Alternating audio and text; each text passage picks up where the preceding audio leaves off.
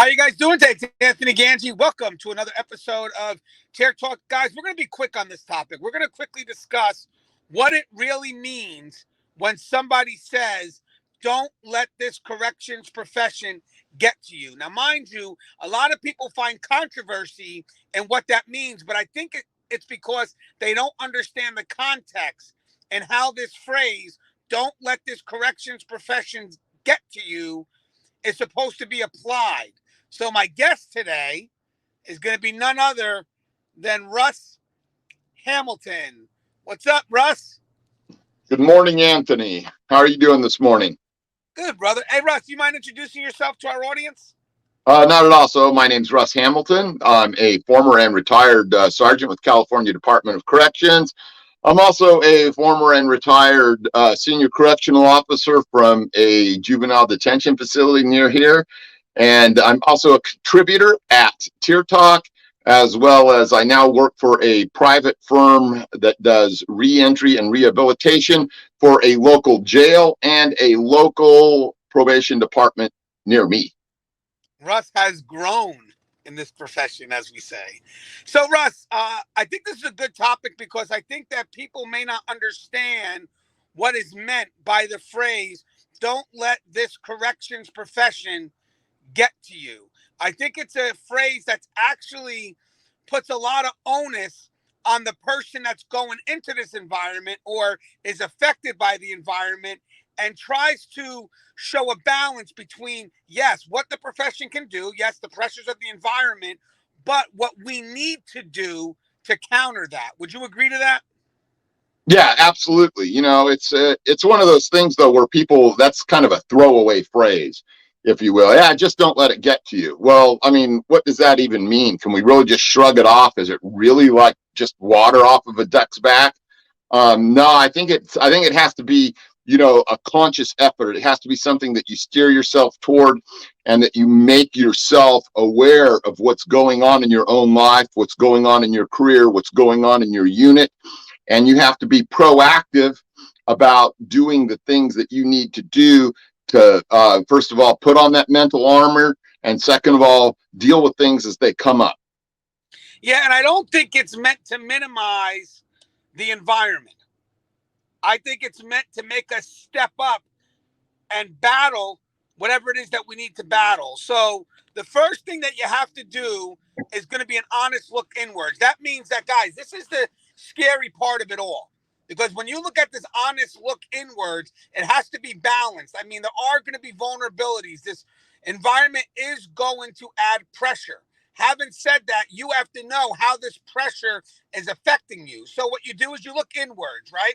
You look inwards for vulnerabilities that have the potential to surface. And you got to do this as soon as you can. I'm not saying it's going to be done during the emergent moment, when you're responding to a code, but at some point when the code is done, you have to go back and revisit. Now, mind you, when you revisit, when you look inwards, it has to be an honest look inwards. It's not a look that's defined by your role as a correctional officer, but rather it's defined by you as a human, because this is a human reaction.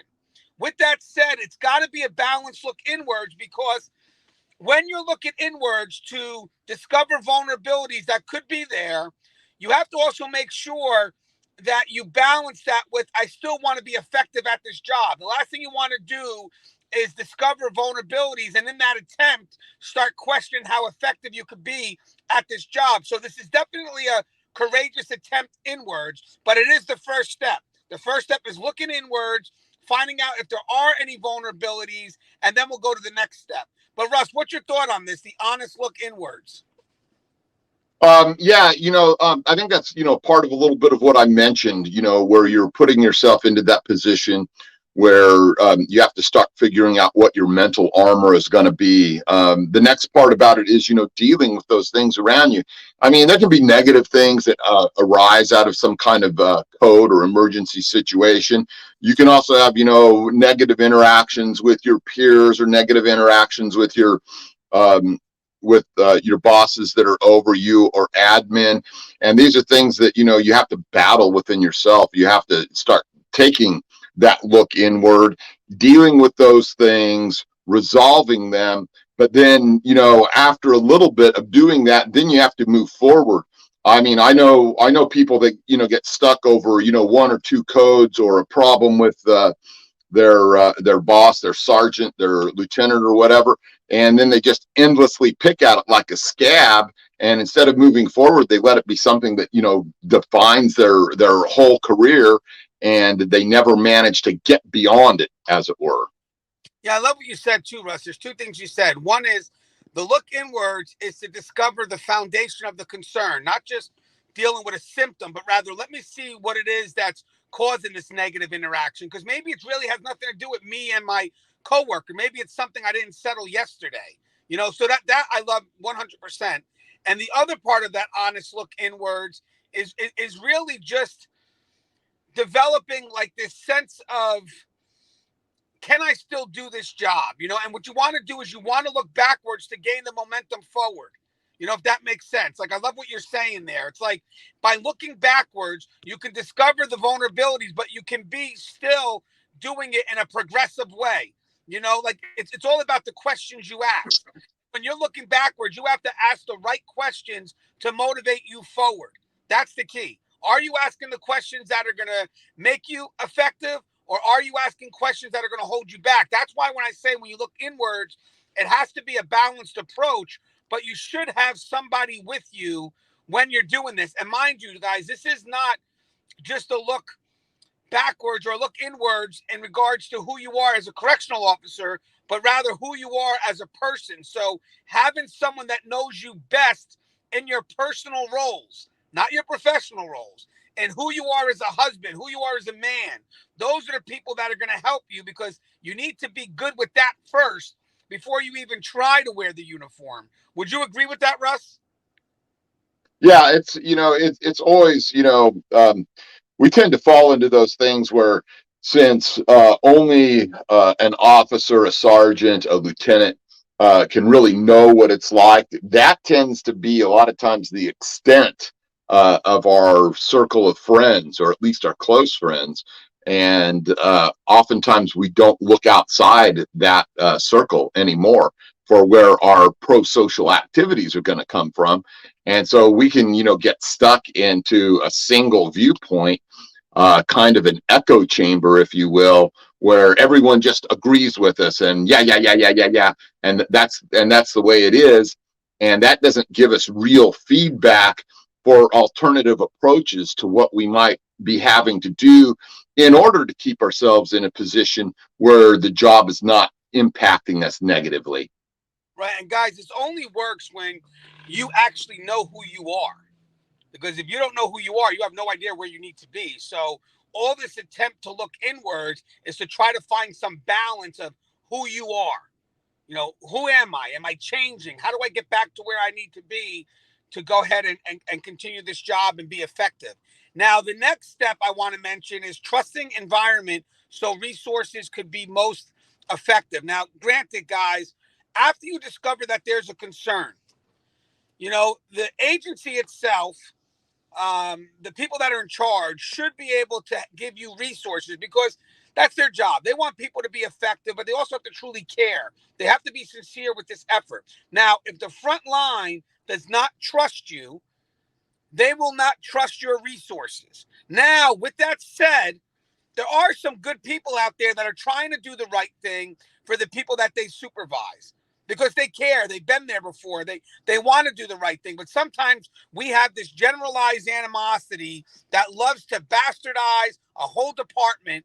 Like, we hate admin because I don't like Russ, and now it's all the admin. And the problem is sometimes we don't trust the resources because we don't make the attempt to trust the people behind it. Because again, maybe it's easier for us to carry this generalized animosity. But the sad thing is, guys, I'm going to tell you something. When it comes to your mental health, and you know that there's something going on and there's a resource provided, the only way you're going to be able to really take advantage of that resource is to take a shot in the dark and just say, you know what? I need the help. I'm going to trust where it's coming from, and I'm just going to go do it. Because at this point, I have to get better. So the last thing I want is my failure for trusting the system, or my failure for trusting what's being offered, to affect me in my place to move forward and be more effective. So again, the big part of this is to do what we can to encourage a trusting environment so the people that have vulnerabilities trust in the resources being provided by the people in charge. What's your thoughts on that, Russ? I know that there's a risk, Russ. I know there's a lot of generalized animosity, but eventually we have to move past that, because even if people make a good attempt and it's an honest attempt, it's like, well, I can't trust it because it came from management. It's like, okay, guys, just how do we get past that? Okay, so I think one of the things with these, employee resources, as it will, is that in our profession, what tends to happen, and I referenced it in what I said last about that echo chamber effect. Everyone starts to talk about it. Everyone starts to, only see it from the same perspective. Everyone views it from inside the same box.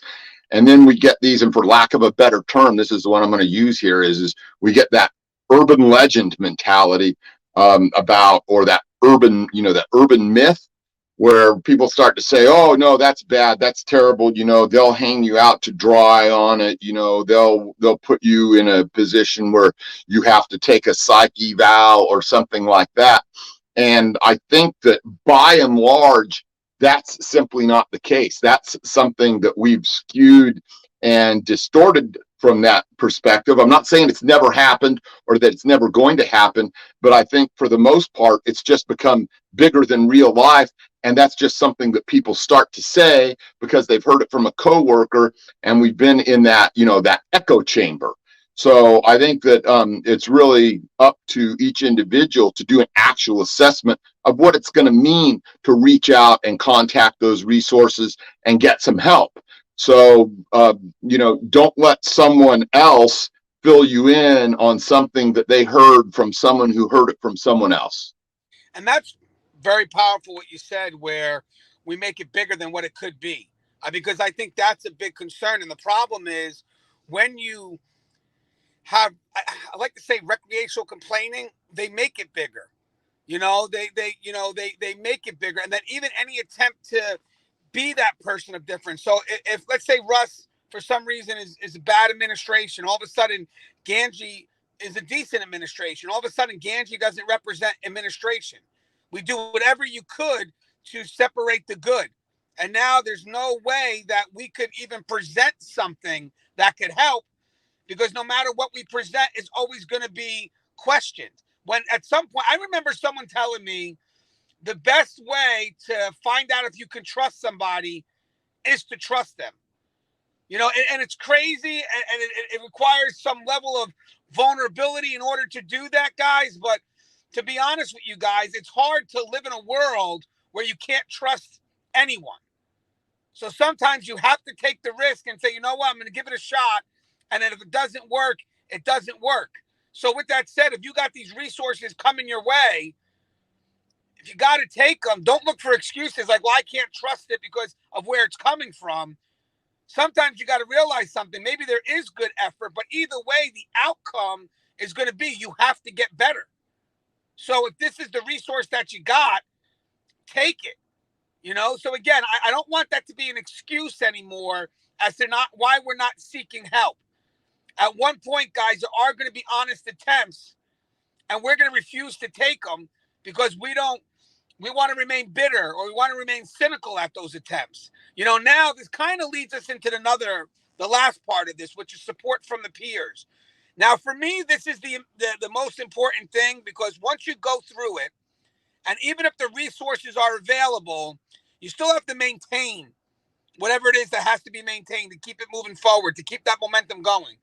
This isn't a look inwards and everything's going to be okay. It's going to be a process. Now, with that said, we are more affected by the people that are immediately next to us as opposed to the people that are above us. So for everybody that says that's management that doesn't want us to admit that we're vulnerable, maybe in some part it could be. I get it. And being fair, maybe. But I like what Russ said. Have we really made it bigger than it really was? But I will tell you one thing. When I did a poll and I asked who has the biggest impact on you, the people above or the people next to you, it was like 80% that said it was the people next to them. That means that maybe if I admit that I have vulnerabilities, I need support from my peers who won't be cynical and judge me. So an inmate kills himself, let's say, and that gets to me for many reasons. My responsibility. I may be an investigator. A human life just took themselves off the count right in front of me. Now, if I go to my peers and they're laughing, that's not going to motivate me to move forward, no matter what resources are in place from management, no matter how deep I look inwards. So, Russ, the support from the peers to me is one of the biggest things that can facilitate. But also, if we really look at it, it's one of the biggest things that prevent us from seeking help. Yeah, I think that that's a great point. I think one thing too, though, that often when people think of this, they shut down the circle, as it will, as to who your peers really are. It's not just about who's holding rank over you or who's rank under you. We're all peace officers, or at least we're officers, whether sworn or not, in the custody division, and we all fill that role as being within that custody. So don't think that because your sergeant's one step up from you that he's not accessible, that he's not someone that you can look up to, someone that maybe you already admire and know that he has a vision and a way of looking at things that he can help you out. I don't think that we should draw these artificial barriers between ranks when it comes to that identifier as a peer, because once again, like I say, we're all in this profession. Yeah, and I think, again, as we come roundabout full circle, if you take this phrase, don't let the corrections profession get you, and you take it within the context of what we just said, basically what's being said when someone says that is fight back. You're worth it. Like, this is going to be an environment that's going to have tons of pressure. And we know that going in. We know what we're going into. Come on, it's a prison or a jail. We have to know what it is that we're going into. So we know that there's going to have to be a battle every day to keep our sanity. So I think what's said is, don't let this profession get to you, is fight back. Don't succumb to the pressure. Because in the end, the pressure should somewhat be expected. But how we deal with it really is what matters. And again, it's first looking inwards, being honest with yourself, trusting in the resources that are available. I mean, for some people, it's like the roll of the dice. We'll take the roll. Take the roll, because at the end, let's just worry about getting you better. That's worth the risk to me. If whatever you guys want to say the risk is, I get it. But is there just a chance that you could be better tomorrow? Is there a chance for that? Yes. Then bet on yourself. Take the risk and bet on yourself. And for the people that are around you, I know we want to blame everyone else, but go to the people next to you. Are you motivating me or inspiring me to move forward when I have a concern, or are technically you preventing me from doing this? Because don't forget, guys, the people that are immediate to us, that's our environment too. That can add to the pressure. It's not just the inmates. It's who we work around, who we work for. That all adds to the pressure. So are we doing enough to motivate the people to say, hey, it's okay to not be okay. Go ahead. We got you. And we got you in more ways than a physical. We got you on the mental side of it as well, because that's the one thing that I feel that we still neglect. But it's not just at the highest level. It's also amongst us. Because I have seen many times where people were directly affected by something, and the peers would go back and talk about that individual. And trust and believe, word gets around. And now that person feels less motivated. Instead of them coming up, expressing their concerns, especially expecting someone to help them professionally rebound, they don't get it. And then when they go home, they don't want to talk about it because they figure, you know what? It's too much for the family. So now you got no way to address yourself professionally, and you're not doing anything to address it personally. That person now, they're lost. And they're going to be gone to us. It's just a matter of time.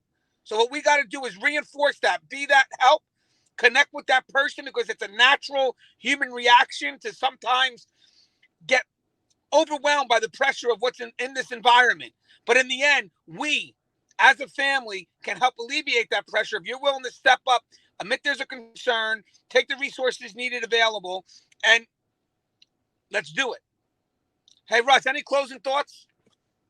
Yeah, just as you're going out there, as you're starting this career, or even, if you're midfield or getting toward the end, be that person that, does spend some time figuring out what it is that's, gotten up underneath your burr there, or be the one to help that person that's got something up under their saddle there to pluck that out. Don't be the one that's, involved in, a bunch of gossip and a bunch of stuff that doesn't help us. Really, work to try and, come together and reinforce, by reinforcing other people and making your whole division stronger, or your whole unit, whatever it is, you're all going to be that much more safe.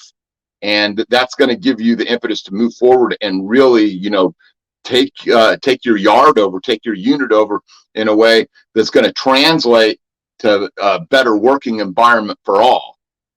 Yeah, guys, remember, guys, you're worth fighting for. That's the key, which means that you yourself sometimes has to do most of the fighting, but you're worth it. You're worth it. The battle starts within first, but once we know that you're in the battle, we'll step up and help, because you're not going to fight this alone. That's the true definition of what it is to be my brothers and sisters keeper. When you cry for help, we will show up and we'll be sincere in our efforts.